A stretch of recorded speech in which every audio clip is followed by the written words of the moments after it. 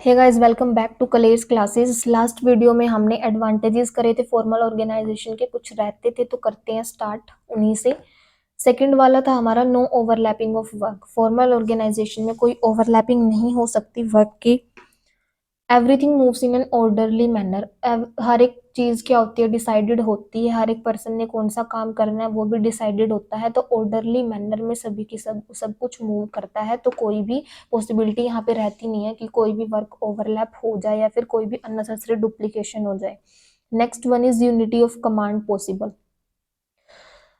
Formal organisation में defined होता है, बताया जाता है कि कौन किसका सुपीरियर है, कौन किसका सबऑर्डिनेट है, कौन किसको कमांड करेगा। तो यहाँ पर पॉसिबल है कि एक से ज्यादा एक पर्सन एक टाइम पे एक सुपीरियर को ही ऑर्डर देगा, एक सबऑर्डिनेट को ही ऑर्डर देगा।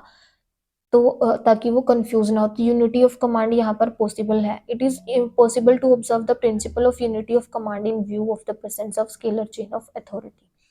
Fourth one is easy to get goals. It is easy to achieve the goals of the organization because there is an optimum use of all material and human resources. Formal organization के अंदर कोई भी duplication होने की possibility नहीं है, ना ही कोई भी रिसोर्सेज वेस्ट होंगे, क्योंकि एवरीथिंग वॉज डिफाइंड। सभी को पता है क्या काम करना है, और एवरी पर्सन जो है वो डिवीजन ऑफ वर्क हो रहा है तो एक्सपर्ट भी हो रहा है। बेनिफिट्स ऑफ स्पेशलाइजेशन, तो यहाँ पर इजी हो जाता है गोल्स को गेट करना। Fifth one is stability. इन ऑर्गेनाइजेशन के अंदर स्टेबिलिटी बनी रहती है। All the people work by observing rules and remain confined within the domain of their authority. सभी के सभी लोग क्या कर रहे हैं, रूल्स के अकॉर्डिंगली काम कर रहे हैं, और सभी अपनी अथॉरिटी के अंदर रहकर, अपनी लिमिट्स के अंदर रहकर काम कर रहे हैं। तो this leads to the establishment. इससे क्या है, गुड रिलेशनशिप जो है बन जाती है, तो ऑर्गेनाइजेशन के अंदर स्टेबिलिटी रहती है। जो एम्प्लॉयज हैं वो बार बार टर्नओवर, लेबर टर्नओवर रेट या फिर एब्सेंटिज्म रेट जो है वो लो हो जाता है, तो स्टेबिलिटी बनी रहेगी। लिमिटेशंस है इसकी फॉर्मल ऑर्गेनाइजेशन की। डिले इन वर्क में डिले होता है।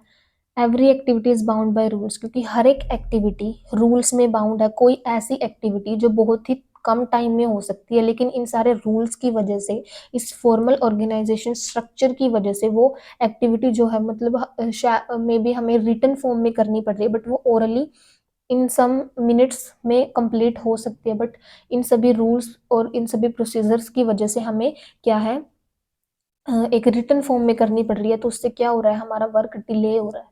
ठीक है। Second one is lack of initiative का लैक हो जाता है। जो एम्प्लॉयज हैं उन्हें जो काम बोला जाता है वो वही काम करते हैं, वो खुद से कोई भी एफर्ट नहीं कर रहे, कोई भी कुछ सोचने का, कोई नई टेक्निक फाइंड आउट करने का, या फिर कोई नया मेथड प्रोडक्शन का फाइंड आउट करने का। कोई भी कुछ भी एफर्ट नहीं कर रहा, उन्हें जो काम दिया जा रहा है वो वही काम कर रहे हैं, और ना ही वो कुछ भी सोच रहे हैं, बट वो लगे हुए हैं अपने काम में, तो इससे उनका इनिशिएटिव किल हो जाता है, वो आगे नहीं आ पाते। Next one is mechanisation of relations. Mechanisation of relation क्या होता है हमारा, कि जो अच्छे एम्प्लॉयज हैं हमारे ऑर्गेनाइजेशन के अंदर, जिन्हें काफ़ी नॉलेज है, लेकिन फॉर्मल ऑर्गेनाइजेशन में ये भी डिसाइडेड होता है कौन किसके साथ कम्युनिकेट करेगा। ठीक है ना। तो अगर वो आपस में कम्युनिकेट नहीं कर पाते, तो जो उसकी नॉलेज है वो उसी तक सीमित रह जाती है, दूसरे पर्सन को वो नहीं, दूसरा पर्सन जो है उसे गेन नहीं कर पाता, बिकॉज वो कम्युनिकेट ही नहीं कर पाते कभी एक दूसरे से। तो मैकेनाइजेशन ऑफ रिलेशन यहाँ पर नहीं हो पाता हमारा। ठीक है। This leaves no chance of any mutual interplay. तो जो नॉलेज होती है अदर पर्सन की और जो एक्सपीरियंस होता है वो एक्सप्लॉइट नहीं कर पाते दूसरे पर्सन। ठीक है। नेक्स्ट वन इज हमारी इनफॉर्मल ऑर्गेनाइजेशन आती है। हमें पता है ये सोशल बिलोंगिंगनेस की वजह से होती है। तो it refers to the natural groupings of people. जो नेचुरल ग्रुपिंग्स होती हैं लोगों की वर्क सिचुएशन में अपनी पर्सनल नीड्स को मेट करने के लिए, उसे हम क्या बोलते हैं, इनफॉर्मल ऑर्गेनाइजेशन बोलते हैं। इसके फीचर्स क्या क्या हैं, बेस्ड ऑन फॉर्मल ऑर्गेनाइजेशन के ऊपर बेस्ड है। This is based on formal organisation where people also have informal relations. ये फॉर्मल ऑर्गेनाइजेशन के ऊपर बेस्ड है, जहां पर लोगों के इनफॉर्मल रिलेशंस तो होते ही हैं। तो ये फॉर्मल ऑर्गेनाइजेशन से ही निकल के आती है हमारी informal organisation.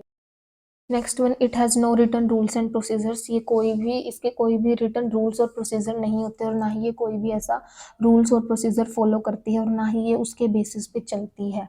Next, independent channels of communication, यहाँ पर कोई भी किसी से कम्युनिकेट कर सकता है, कोई भी ऐसी बाउंडिंग नहीं है किसी के ऊपर की उसके साथ कम्युनिकेट नहीं कर सकता। लोअर लेवल वाला हाईएस्ट लेवल के साथ भी कर सकता है, तो इसी को हम क्या बोलते हैं, informal organisation.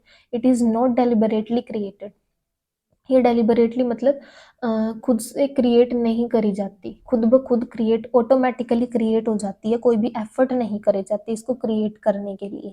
Next, it has no place on organisation chart, organisation chart के ऊपर कोई भी इसका प्लेस नहीं है। बट इस पॉइंट को समझने से पहले हमें ऑर्गेनाइजेशन चार्ट का मीनिंग पता होना चाहिए कि क्या होता है। हमारा टूल किट में दे रखा है ऑर्गेनाइजेशन चार्ट। ऑर्गेनाइजेशन चार्ट एक ऐसी ड्राइंग होती है जो कि रिलेशनशिप बताता है वेरियस पोस्ट की, जो कि ऑर्गेनाइजेशन के अंदर होती है, मतलब जो वेरियस पोस्ट क्रिएट करी गई है ऑर्गेनाइजेशन उनके बीच की रिलेशनशिप्स को बताता है ऑर्गेनाइजेशन स्ट्रक्चर ना, ऑर्गेनाइजेशन चार्ट। ठीक है, तो इनफॉर्मल ऑर्गेनाइजेशन का कोई भी प्लेस नहीं है ऑर्गेनाइजेशन चार्ट के ऊपर, क्योंकि यहाँ पर सिर्फ फॉर्मल जो है वो फॉलो करी जाती है ऑर्गेनाइजेशन के अंदर, इनफॉर्मल अपने आप क्रिएट हो जाती है, तो इसका कोई भी प्लेस नहीं है यहाँ पे। इट इज पर्सनल, ये पर्सनल होती है। इट्स बीइंग पर्सनल मीन्स, इसका पर्सनल होने का मतलब that under this the feelings of individuals are kept in mind, जो फीलिंग्स है इंडिविजुअल्स के उनको ध्यान में रखता है, rather than instead of organisation को ध्यान में रखने की बजाय किसका ध्यान, फीलिंग्स का ध्यान रखा जाता है इंडिविजुअल्स की। And nothing is imposed upon them, और कुछ भी उनके ऊपर थोपा नहीं जाता कि आपको ये करना ही है, तो ये पर्सनल है। इट लैक्स स्टेबिलिटी, इसमें स्टेबिलिटी का लैक है। There is generally a lack of stability in such an organization. For example, an individual mixes with one group of people today. एक इंडिविजुअल आज एक ग्रुप के साथ काम कर रहा है, लेकिन बाद में वो क्या करता है, cross over to another group, वो दूसरे ग्रुप में चला जाता है कल को। Not only this, an individual can be a member of more than one group at a time. और सिर्फ यही नहीं है, एक इंडिविजुअल जो है एक से ज्यादा ग्रुप्स का मेंबर होता है एक टाइम पे, तो इट लैक स्टेबिलिटी, इसमें स्टेबिलिटी नहीं है। नेक्स्ट आते हैं हमारे एडवांटेजेस के। फास्टर स्पीड, फास्टर स्पीड का मतलब है कोई भी कम्युनिकेशन है, कोई भी ऐसी बात चल रही है ऑर्गेनाइजेशन के अंदर, वो बहुत जल्दी बहुत फास्ट स्पीड में फैलती है। जैसे जंगल के अंदर आग जो है बहुत जल्दी फैलती है, वैसे ही कोई भी कम्युनिकेशन यहाँ पर हो रही है तो वो बहुत जल्दी फैलती है इनफॉर्मल ऑर्गेनाइजेशन के अंदर, फास्टर स्पीड है इसकी।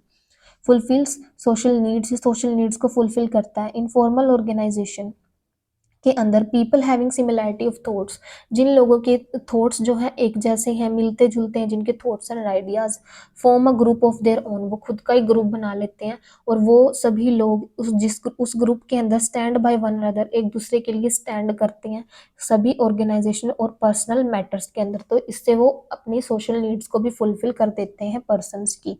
तो इसका एडवांटेज ये है कि ये फुलफिल सोशल नीड्स फुलफिल कर देती है। Third one is fulfils organisational objective, organisational objective को फुलफिल करने में भी हेल्प करता है। Here there is no pressure of, formal organisation का कोई भी प्रेशर नहीं है।